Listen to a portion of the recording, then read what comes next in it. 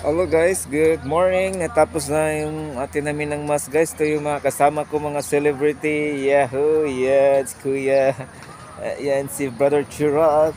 Okay, papay. Oh, Sulando guys. Oh, yun. Yung mga kasama ko ngayon guys kasi naglalakad kami papunta sa aming bang house or barracks. Oh guys. Guys, kaway-kaway. Nasa YouTube kayo. Hoy, Mr. Ariola. Kaway-kaway.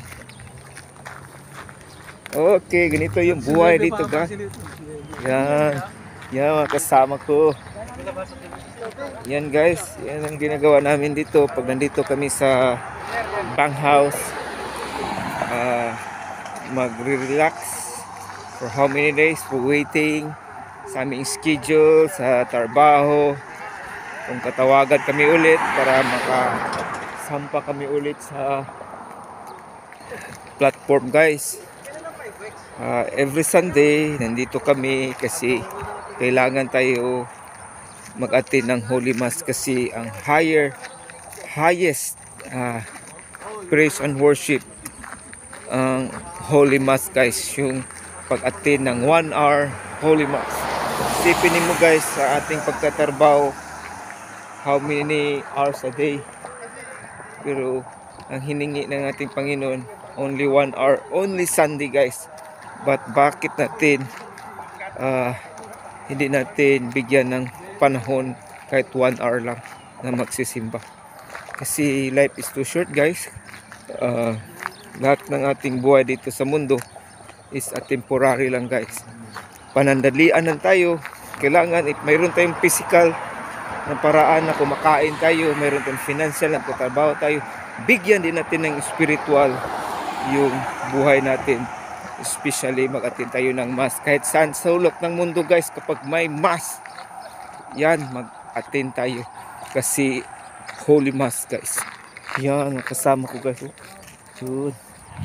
Dito yan sa New Orleans, Galliano Street in Gulf of America, USA. Ito yung boys guys. Maglaan tayo ng panahon na magsamba kasi wala tayo sa Pilipinas. Especially sa Pilipinas guys, magbigay din tayo ng panahon magsimba every Sunday, 1 hour only.